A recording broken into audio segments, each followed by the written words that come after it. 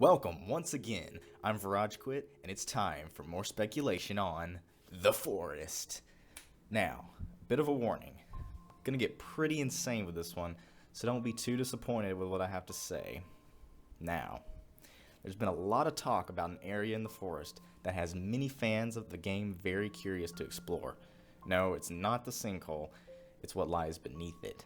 Those of you brave enough to journey through to the deepest, darkest depths of the island have discovered what may be the craziest setting yet, a mechanical door that appears to be opened with a key card. Many have stated this, and it's very hard to believe otherwise, but this door has to lead to a laboratory that was purposefully hidden away underground. What's even more interesting is that leading up to the door, you can spot many arching metal structures lining the cavernous hallways up to the metal door. These look very unnatural and most likely were built by someone or something. But why is the lab here? What could possibly be hiding behind that door? Well, I just may have the answer. Aliens. Okay, I know that's the go-to answer when someone can't think of anything original, but hear me out. I'm not talking about the typical gray aliens you see in pop culture.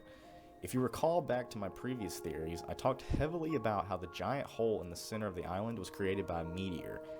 I think it's possible that some extraterrestrial bacteria was on that meteor, which brought it to Earth.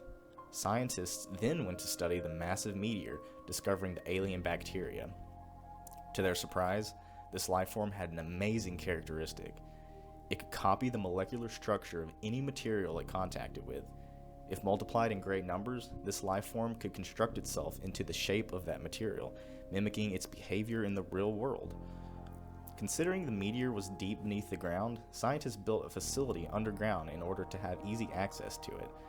They began to reproduce the bacteria to study its potential, noticing how it copied the structure of the minerals within the caves. The colony of bacteria would form mounds similar to stalactites and stalagmites.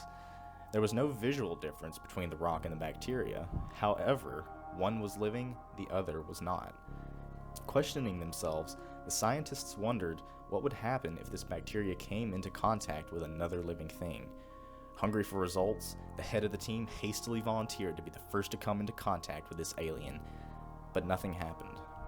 Perhaps it could only copy non-living things. Disappointed at the result, the scientists had almost given up on further research. However, on a whim, one of the scientists had an idea to combine the bacteria that had come into contact with a human to mix with the colony that had adopted the form of the cave minerals. To their surprise, the mound began to convulse. Something extraordinary was happening.